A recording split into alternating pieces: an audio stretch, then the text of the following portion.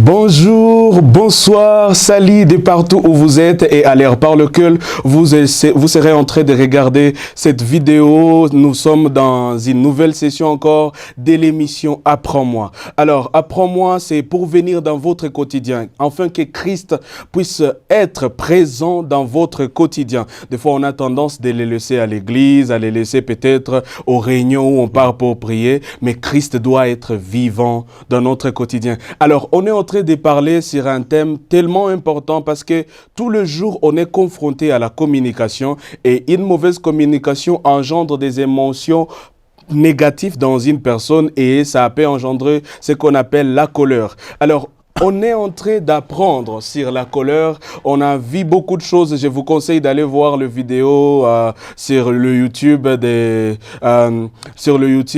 la télévision Héritage, sur les réseaux sociaux de la télévision Héritage pour vous rattraper avec le pasteur Jean-Claude la semaine dernière. Mais aujourd'hui, nous avons un invité de marque. Je ne veux pas le présenter, même si je suis tenté de le présenter.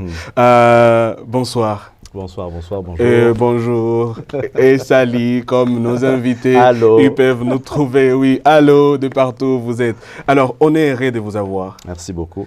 C'est un plaisir d'être là. C'est vraiment un privilège et un honneur de me retrouver à Héritage TV. Ça fait des années que j'ai quitté le Burundi et quand j'ai quitté, on parlait déjà de Héritage TV.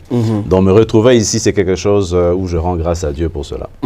Alors, entre-temps, moi, je suis intrigué de vous présenter parce que quand j'ai beaucoup étudié quelque chose sur vous, beaucoup de choses sur vous et j'ai été vraiment ému d'un grand parcours que vous avez. Alors, ceux qui sont là, toujours, il y a de nouvelles personnes peut-être qui aimeraient vous connaître. Alors, bienvenue et présentez-vous. Moi, je suis Emmanuel Boulamatari. Je suis burundais, canadien, congolais. Donc, au niveau de nationalité, j'en ai au moins 3 là. Et je suis un citoyen du monde. Je suis quelqu'un qui aime le monde en général. Je suis un enfant de Dieu. Ça, c'est le plus important. Mon identité première, c'est vraiment être enfant de Dieu.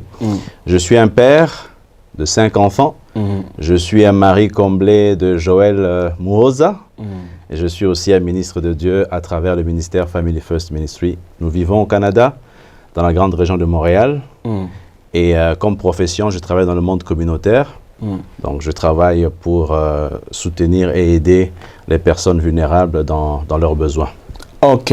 Alors, il y a beaucoup de choses qu'il a dit dire, mais moi, j'aimerais m'arrêter sur quelque chose. Family Fest. Alors, Family Fest, c'est une organisation qu'il dirige dont on prend l'importance de la famille. C'est pourquoi, avec lui, on va voir la gestion de la colère dans la famille.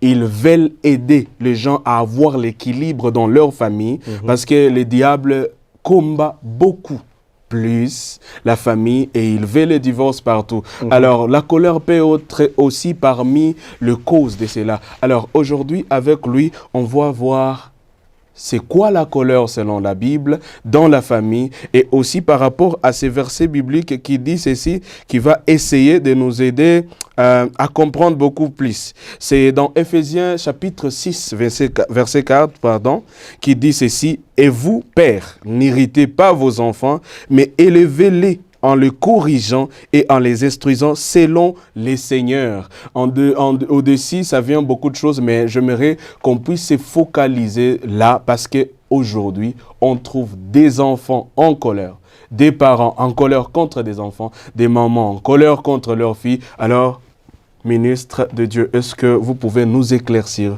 sur la colère et surtout encore dans le domaine biblique et dans la famille? En fait, la colère, le sujet que vous avez choisi, c'est un sujet très, très important. C'est un sujet vraiment capital dans les relations au niveau de la famille, même dans les relations professionnelles ou ailleurs. Alors, c'est quoi la colère pour commencer? C'est vraiment quand tu vas sur Google, tu peux trouver la définition. La colère, une des définitions qui m'a retenu mon attention, c'est la colère est une émotion qui nous dit que quelqu'un ou quelque chose s'oppose à nos objectifs. Joue contre nous ou nous nuit d'une manière ou d'une autre. La colère peut nous inciter à nous défendre, à attaquer ou à se venger. Alors, quand on regarde dans la Bible, la personne qui me rappelle un peu plus la colère avec ses conséquences négatives, c'est Caïn. Caïn qui est face à Abel, qui font leur sacrifice à Dieu, et on se rend compte que Dieu agrée le sacrifice, de Abel, oui. et non le sacrifice de Caïn. Caïn est irrité, il est en colère. Pourquoi? Il est en colère contre Dieu. Parce qu'il se dit, il est victime d'une injustice. Il est en colère contre Abel à cause de la jalousie. Deux éléments essentiels dans la colère, l'injustice, la jalousie, à ce niveau-là. Deuxième cas que je peux vous donner par rapport à la Bible, c'est Saül. Saül rentre de la guerre avec David, n'est-ce pas? Et les femmes crient. Ils chantent. Ils chantent. David en a tué 10 000 et Saül en a tué 1000. C'est grave. Ah, il s'est dit, ça y est. Ce gars-là, il m'a pris tout le succès. Au lieu d'être content d'avoir quelqu'un qui a vraiment de la capacité à pouvoir préserver son royaume, il est fâché. Et c'est là qu'il décide de tuer David aussi. Alors, qu'est-ce qu'on sent là-bas? C'est encore la jalousie qui est en cause. OK? Oui. Alors, au niveau de la famille maintenant, dans le passage que tu partages, un passage très important qui décrit en fait dans Éphésiens, quand tu vas un peu plus haut, on parle de comment est-ce que la femme doit être soumise à l'homme. Oui. On parle de l'homme qui doit être, n'est-ce pas, aimer sa femme comme Jésus aime son Église, et les enfants. Donc, c'est comme une indication par rapport à comment est-ce que les relations doivent se baser au niveau de la famille. Et ça dit aussi, enfants, obéissez à vos parents. Voilà, c'est ça. Le verset 1, oui. Ça fait ça. Donc, ça donne toute la dynamique familiale, en fait. Comment est-ce que ça doit être fait. Mais la responsabilité, et c'est là où j'aime beaucoup le passage que tu partages, la responsabilité première revient à l'homme, revient au mari. C'est lui le chef, c'est lui le sacrificateur, c'est lui la sentinelle, parce que s'il y a quelque chose de négatif qui rentre dans la famille, notamment la colère, la jalousie, et ainsi de suite, c'est lui qui doit pouvoir le détecter et pouvoir prier contre cet esprit.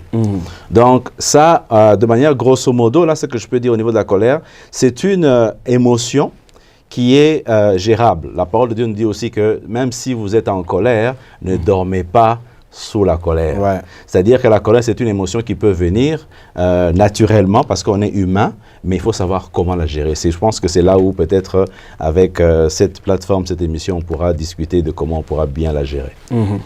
Alors, on est confronté à la colère chaque jour dans notre quotidien. Et si vous n'êtes pas confronté à la colère, peut-être vous êtes un extraterrestre. Mais quand même, la colère est partout. Alors, on va entrer dans le fin fond, la pratique en soi. Je suis un nouveau marié, presque 1 an. Et félicitations. Merci beaucoup. Félicitations. Wow. Et là-bas, on vit avec quelqu'un tout le jour et on doit communiquer avec cette personne tout le jour. Et dans ces communications, il y a ce qui passe à travers. Alors, on trouve la colère presque à chaque instant. Et alors, qu'est-ce que vous pouvez nous conseiller quand il y a la colère au milieu d'un couple? Lorsqu'il y a la colère, qu'est-ce que la personne qui est en colère doit faire et quelles sont les astuces qu'on doit appliquer quand on est en colère pour que la colère ne puisse pas ravager la maison? C'est vraiment un point capital. Moi, la première chose que je peux dire pour toute personne qui nous suit, qui est en Christ, parce que nous ne sommes pas épargnés par rapport à la colère, c'est de se rappeler cette parole qui dit « c'est de l'abondance du cœur que la bouche parle ». À chaque fois que tu sors une parole, sache que tu as fait ressortir quelque chose qui était déjà en toi. La colère, c'est quelque chose qui est tapis dans son cœur, qui est là présent à tout moment, comme tu l'as dit. Même quand tu conduis, quelqu'un te dépasse, tu es en colère. Quand un enfant fait une gaffe, fait tomber un verre, tu es en colère. Donc, c'est quelque chose qui est naturel. Mais il faut savoir comment est-ce que ça peut ne pas se développer de telle sorte que ça devienne comme un mode de vie et que ça devienne une façon de pouvoir gérer ces relations. Alors, entre l'homme et la femme, une des choses qui peut aider d'emblée en termes de prévention, c'est déjà de la transparence.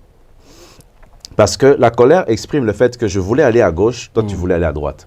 Le fait que la femme a choisi d'aller à droite, quand tu voulais à gauche, tu te mets en colère. Donc, mais est-ce que tu as communiqué ta vision dès le départ? Où est-ce que nous voulons aller en tant que couple? Où est-ce que nous voulons aller en tant que famille? Et quand la femme et l'homme se sont convenus, parce que les deux personnes, comme dit la parole de Dieu, ne peuvent pas se mettre ensemble sans s'être convenus. Si vous êtes convenus, donc ça veut dire que vous avez un plan de match. Dès que vous avez un plan de match par rapport à votre vie de couple et de mariage, vous savez maintenant les étapes qui vont jalonner cette marche. Elle ne sera pas parfaite, elle ne sera pas toujours de gaieté de cœur et de la joie. Il y aura des épreuves, il y aura des difficultés. Alors, c'est là où maintenant la prière et la parole de Dieu doivent venir maintenant intervenir pour pouvoir aider le couple à pouvoir traverser tous ces moments-là. Et le soutien, bien sûr, aussi des frères et sœurs autour de ce couple-là, de ce mariage-là, pour pouvoir cheminer comme il faut. Ouais. Alors, c'est tellement enrichissant. Ça m'aide moi-même en tant qu'un nouveau marié et ça donne beaucoup plus d'équilibre. Alors, celui qui est marié, il est marié et il a des enfants, et vous aussi. L'autre qui est ici dans ce studio, il est derrière la caméra, c'est Arthur qui est papa. et qui récemment, il nous relatait comment les enfants, ils peuvent décider même de fermer la porte de devant.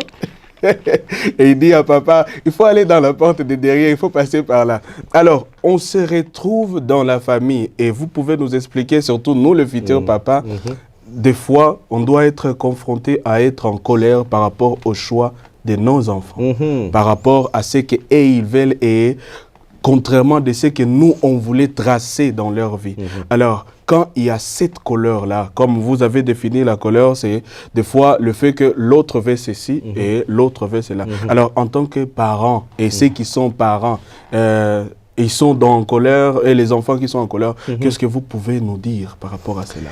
Il y a plusieurs choses à dire, mais je peux retenir 2 ou 3 choses. La première des choses, c'est de savoir quand tu définis ou tu veux de meilleur pour ton fils ou ta fille, c'est par rapport à quoi? Est-ce que c'est par rapport à ton échec personnel? Parce que des fois, en tant que parents, on veut transmettre à nos enfants ce que nous, on n'a pas pu réussir à faire. On leur donne des fardeaux qui ne leur appartiennent pas. N'est-ce pas? On veut qu'ils soient les meilleurs dans les domaines où on a échoué, par exemple. Tu comprends? Alors, dès que tu imposes ça, ça marche pas. Parce que chacun de nous, chaque enfant de Dieu a été créé avec un objectif spécifique. La première des choses, c'est de demander à Dieu, qu'est-ce que je dois déceler comme talent et don dans mon fils et dans ma fille afin de l'aider, de l'accompagner. Tu es comme un coach, tu es comme un mentor, tu es comme un... Pardon. Tu es comme quelqu'un qui doit accompagner en fait ton enfant. Tu n'es pas quelqu'un qui doit l'obliger à suivre un chemin. Et pour cela, il faut être vraiment guidé par le Saint-Esprit. Deuxième chose, dans les relations, je pense que les enfants ont besoin aussi de correction.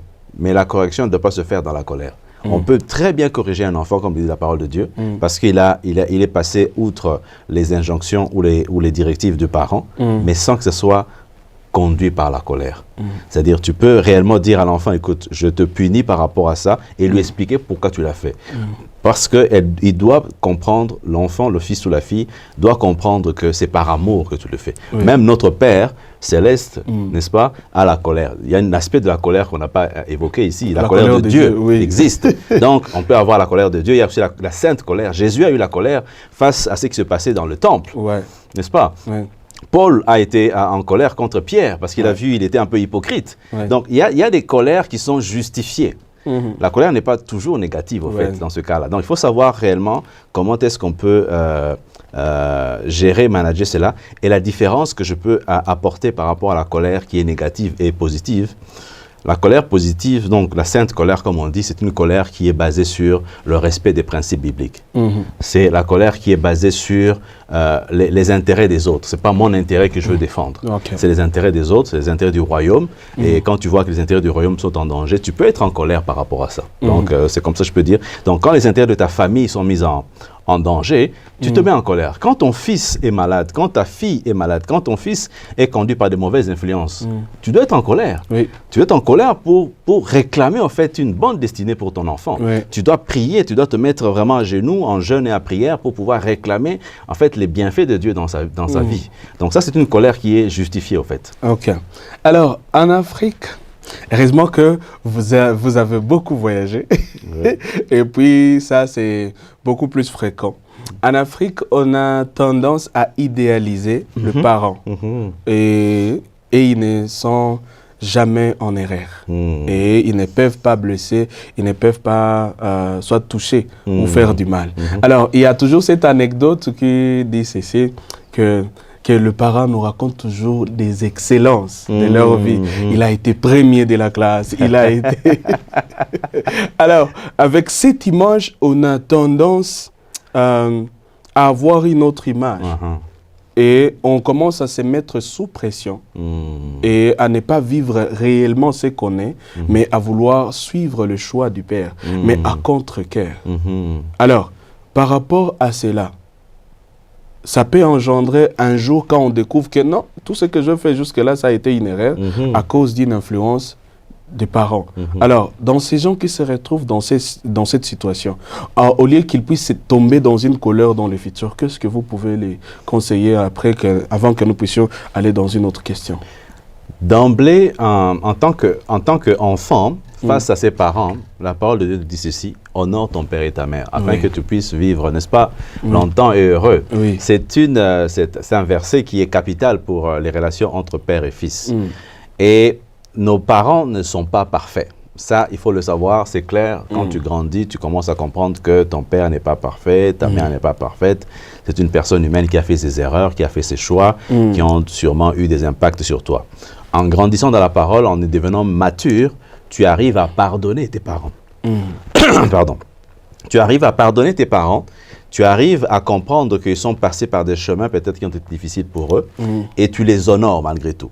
Tu les honores et tu essayes maintenant de pouvoir faire un choix éclairé par le Saint-Esprit et qui soit réellement clair et net. C'est pour ça que la parole de Dieu dit ceci: l'homme quittera son père et sa mère, s'attachera à sa femme, et les deux deviennent une seule chair. Il y a beaucoup d'influence parentale, ça c'est un point peut-être qu'il faudra aussi aborder, sur les nouveaux mariés. C'est-à-dire que le choix que tu prends aujourd'hui, ce n'est pas un choix qui est dicté par toi-même, ou par le fait que tu as prié avec ta femme, mais c'est parce que ton père t'a influencé, ta mère t'a influencé. Mais quand tu sais que tu dois les honorer, mais tu ne dois pas accepter tout ce qu'ils te demandent de faire, tu fais la bonne chose. Donc, c'est ça. Alors, en tant qu'un fils, quand tu es encore plus jeune, dans ta question, quand tu te rends compte qu'en fait, il y a des choix que tu as prises qui n'étaient pas, des décisions que tu as prises qui n'étaient pas du tout dictées par le Saint-Esprit, que ce sont tes parents qui l'ont fait, la première chose de se le dire, c'est de se rassurer pour dire à papa ou à maman: écoute, tu m'avais dit ceci, je me rends compte que ce n'était pas du tout mon chemin. Je demanderai, je vais t'inviter à comprendre mon cheminement actuel. J'ai pris désormais la décision de faire telle chose. Ce n'est pas contre toi, mais c'est parce que j'ai eu la révélation que mon chemin, il est dans ceci et non dans cela. De manière très respectueuse, tu peux adresser cela à ton père ou à ta mère. Ok. Alors, toujours, si vous venez de nous retrouver, il y a beaucoup de choses que notre invité vient de dire que vous pouvez encore retrouver dans l'autre vidéo par rapport à des exemples sur la colère dans la Bible, notamment la colère de Jésus, la colère de Paul face à Pierre. Ce sont des exemples vraiment qui nous aident à comprendre que la colère, ce n'est pas simplement, c'est pas un péché, mais la colère peut être négative ou être positive pour vous aider beaucoup plus à comprendre. Alors, on va entrer dans notre rubrique questions du jour.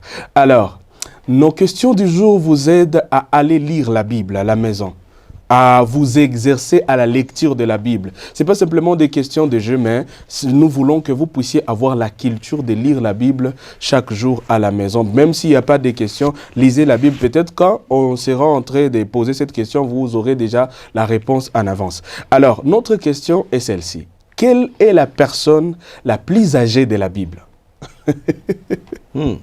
La personne la plus âgée de la Bible. Il y a une personne qui est plus âgée que tout le monde dans la Bible.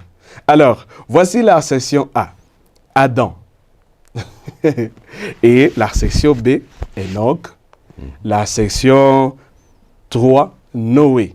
Alors, pour que vous puissiez vous exercer à la lecture, allez lire Genèse chapitre 4 et 5 et vous allez trouver la personne qui est plus âgé que l'autre ici dans ce que nous venons de vous donner dans les accessions. Ça va vous aider, ça va vous régaler. Vous allez trouver la personne la plus âgée et vous allez être content. Il a beaucoup des années, je vous dis. C'est des 900 quelque chose comme ça. Alors, on retourne dans notre sujet du jour, la colère selon la Bible. Alors, entre-temps, c'est que nous allons poser à notre invité, comme je vous avais dit, une autre chose. Une petite anecdote sur le nom de notre invité. Pour ceux qui sont dans la ville de Bujumbura, Bulamatari veut dire quelque chose d'autre que j'ai découvert sûrement dans l'émission qu'il a passée dans Imoneza. Alors, Bulamatari... sais pas si vous pouvez expliquer ça. Dis-moi ce que tu as compris, comme ça je vais être sûr de l'ajouter. Ok. Bulamatari, il a expliqué que ça signifie quelqu'un qui faisait des chemins.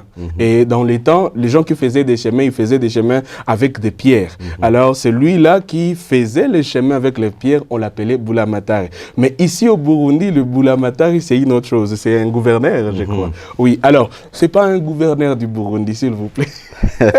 C'est un nom qui dit, et il a déclaré, c'est quelqu'un qui fait les chemins entre le culture, entre les gens et entre des communautés, beaucoup plus dans des couples. Alors, c'est ça. C'est que je voulais éclaircir par rapport à cela. Et alors, quelles sont les conséquences de la colère dans la famille et comment y remédier? Et si ces derniers s'est installé alors dans la famille, tout le monde est en colère. Vous savez, il y a des familles en colère. Il y a des gens en colère. Vous vous rencontrez avec la personne, il a même du mal à parler parce que toute sa vie, il a vécu la colère. Alors, comment remédier à ces colères-là? Et quelles sont les conséquences quand les enfants sont en colère, le papa est en colère? Alors, quelles sont les conséquences et comment y remédier? En tout cas, la colère est présente dans plusieurs familles, ça il faut le voir, comme tu le dis, et puis il y a des conséquences très très graves. D'où je viens, au Québec, au Canada, on répertorie en fait ce qu'on appelle les féminicides. Féminicide, c'est quoi? C'est le fait qu'un homme tue sa femme ou sa conjointe ou son ex-conjointe. Et cette année, on était arrivé à 17 femmes tuées par leur conjoint.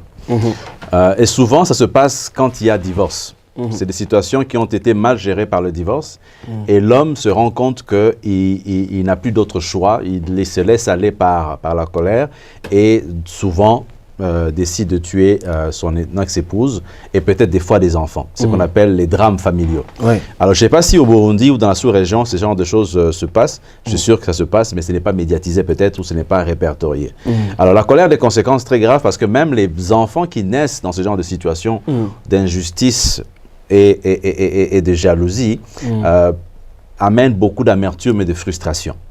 Et ça crée des familles futures qui sont mal bâties aussi, bâties sur la colère. Alors, comment est-ce qu'on peut y remédier? Dès que première chose, c'est prendre conscience. Si tu nous suis et que tu te dis que ta relation avec tes frères et sœurs est basée sur la colère, sur l'injustice, parce qu'il y a eu tels choix qui ont été faits au niveau de la famille et que toi, tu te sens lésé, tu dois l'identifier. Reconnaître que je suis en colère par rapport à telle situation. Je ne suis pas d'accord par rapport à cette situation qui perdure et je suis en colère. Je suis en colère parce que mon père m'a abandonné. Je suis en colère parce que ma mère m'a abandonné. Je suis en colère parce que mon épouse m'a laissé. Je suis en colère parce que mon patron m'a lésé. Je suis en colère. Tu comprends? Il y a plusieurs situations de colère qui peuvent se présenter à nous. La première des choses, c'est de reconnaître. Parce que la plupart des gens se cachent derrière le fait que, comme il y a eu offense, donc je suis justifié d'avoir la colère. La justification de la colère n'est pas une solution. Tu as beau avoir été lésé dans une situation, sache que tu es en colère, la faute est à l'autre. Deuxième point, savoir que la justice est de Dieu. Il ne t'appartient pas de faire justice à toi tout seul. C'est-à-dire que dès lors que tu sais que tu es lésé, tu reconnais que tu es en colère, tu demandes au Seigneur de pouvoir t'aider par rapport à cette colère, à pouvoir enlever ce cœur. La première personne qui a fait une chirurgie cardiaque, c'est bien Dieu. Il change, dans la parole de Dieu on le dit, il change notre cœur de pierre en cœur de chair. Donc c'est possible d'amener notre cœur auprès de Dieu, auprès de Jésus-Christ et dire, change mon cœur. Personnellement, cette situation me dépasse, cette situation me rend vraiment en colère, je suis frustré, je suis plein d'amertume, je décide, en fait, il y a même des gens qui ont tué leurs frères, juste à travers leur cœur, sans faire l'acte, mais ils ont réellement pensé que si telle personne mourait, ça serait une bonne chose. Tu dois reconnaître cela. Deuxième chose, savoir que la justice ne t'appartient pas. La justice vient de Dieu. La troisième chose, c'est le pardon.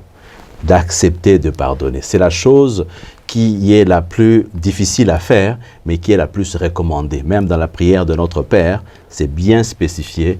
Pardonne-nous. Comme nous aussi nous pardonnons à ceux qui nous ont offensés. Tu ne peux pas faire cette prière à tous les jours sans réellement relâcher le pardon.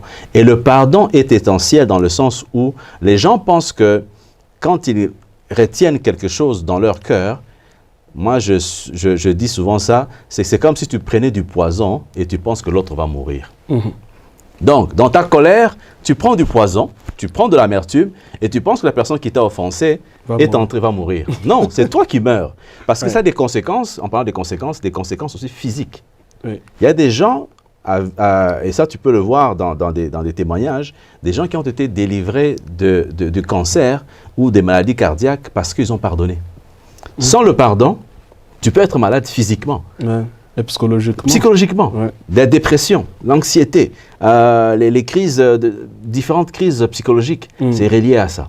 Donc, quand tu vois toutes ces associations de problèmes que tu peux subir toi-même, en dehors de ce que tu peux faire subir à tes propres enfants, aux générations futures, tu es mieux de pardonner. Et le pardon, c'est une grâce. La personne ne mérite pas le pardon, mais tu fais le pardon, comme Jésus l'a dit à la croix. Pardonne-leur car ils ne savent pas ce qu'ils font. Ça, c'est les 3 éléments clés que je peux penser. Et quand tu pardonnes, une des choses que les gens ont peur de pardonner, ils pensent que si je pardonne, c'est comme si je veux me réconcilier. Le pardon ne veut pas dire réconciliation. Le pardon, c'est que tu relâches le pardon. La réconciliation, c'est un processus qui nécessite la volonté de l'autre. Si tu pardonnes à ton frère, tu pardonnes à ta sœur, tu pardonnes à tes parents, c'est parce que toi, tu veux relâcher ton cœur. Mais la réconciliation, c'est un processus qui demande autre chose. Tu peux pardonner sans être réconcilié. Je peux te pardonner pour quelque chose que tu as fait, mais sans être en relation encore avec toi. C'est-à-dire que ma relation avec toi n'est plus basée sur l'amertume. Tu es mon frère, je peux te dire bonjour, mais je ne pourrai plus te confier quelque chose parce que, par exemple, tu m'as roulé dans un projet quelconque. Je te pardonne parce que tu as fait quelque chose de négatif, mais en réalité, demain, après-demain, si tu reviens pour me demander qu'on puisse faire un deal ensemble, je n'accepterai pas. C'est pas parce que je t'ai pardonné que je devrais à tout prix accepter de refaire un deal avec toi. Donc, il faut vraiment savoir que le pardon, c'est essentiel pour soi. Pour la relation, c'est autre chose. Okay. Et quand on a vécu un grand moment de colère, il y a aussi un besoin de guérison.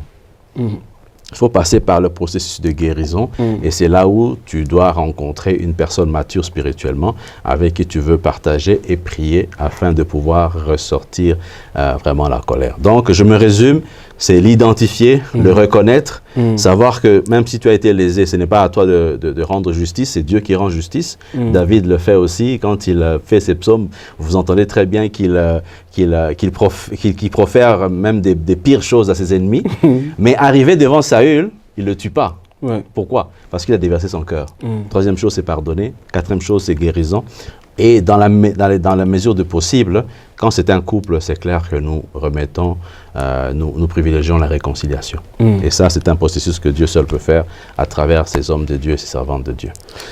Alors, c'était vraiment enrichissant et si vous êtes à la maison, scotché à votre poste téléviseur, vous comprenez avec moi que ces enseignements sont aussi comme, je ne sais pas comment dire, un temps de guérison, en fait.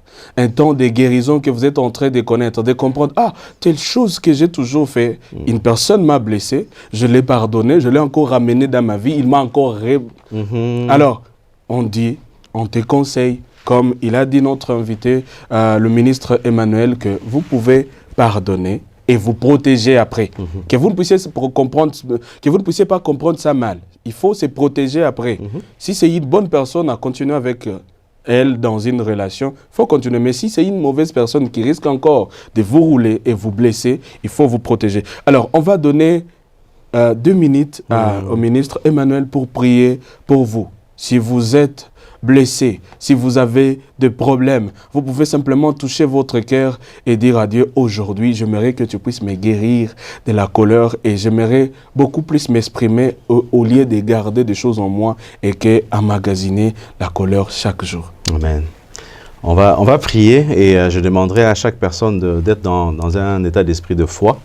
Parce qu'à travers la télévision, à travers l'écran, vous pouvez recevoir l'Esprit de Dieu peut se mouvoir dans toute forme de plateforme. Alors Seigneur Dieu éternel tout-puissant, nous te disons merci, nous te rendons toute la gloire, toi qui connais toutes choses. Merci pour cette opportunité que tu nous donnes encore une fois de partager, Seigneur, de ta part. Nous ne sommes rien si ce n'est que toi, Seigneur, qui fais toutes choses. Merci pour mon frère, merci pour ma sœur qui a suivi cette émission. Merci parce que tu l'indiques dans son cœur qu'il y a la colère qui s'est installée. Amen. Et cette colère a apporté des amertumes, cette colère a apporté des frustrations, cette colère est en train de la nuire au niveau de sa santé, au niveau de ses relations avec ses parents, avec son conjoint, avec sa conjointe, avec ses enfants. Merci Seigneur parce que tu lui démontres à travers cette émission que cette colère n'est pas bonne pour elle-même et qu'elle doit relâcher le pardon, qu'elle doit relâcher Seigneur, qu'elle doit relâcher le pardon à toutes ces personnes qui lui ont fait du mal. Ce n'est pas du tout facile, ce n'est pas du tout quelque chose qui est naturel, mais nous savons qu'à travers ton Saint-Esprit, tu peux toutes choses, tu peux faire toutes choses Seigneur. Alléluia. Nous te louons, nous te bénissons, nous te rendons toute la gloire parce que tu apportes la guérison dans le cœur de chaque personne qui est présentement connectée avec cette émission. C'est toi seul qui peux changer le cœur de pierre en cœur de chair. Merci parce que tu fais cette transplantation à travers ton Saint-Esprit. Merci parce que tu aides ma sœur, parce que tu aides mon frère à pouvoir réellement vivre une vie abondante en toi. Une vie remplie de joie, une vie remplie de paix, une vie remplie de reconnaissance à travers ton Saint-Esprit, à travers ta parole, à travers ta communion fraternelle, à travers ta prière, la prière que nous faisons à toi, Seigneur. Nous te louons, nous te bénissons dans le nom tout-puissant de Jésus.